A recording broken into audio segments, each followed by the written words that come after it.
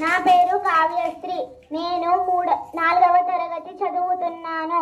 నేను ఈరోజు క్రమశిక్షణ గురించి చెప్పబోతున్నాను. క్రమశిక్షణ అనేది ఒక రోజు కాదు, ప్రతిరోజు అవసరం. మీ క్రమశిక్షణ మీ విజయానికి మూలం. అది మీ బలహీనతలపై నియంత్రణ. క్రమశిక్షణ లేని ప్రతిభ వృధా. నిజమైన స్వేచ్ఛ కూడా క్రమశిక్షణతోనే వస్తుంది. ఎందుకంటే అది మిమ్మల్ని తప్పుదారుల నుండి కాపాడుతుంది. తాత్కాలిక సుఖాన్ని వదిలి దీర్ఘకాలిక విజయాన్ని అందించే శక్తినే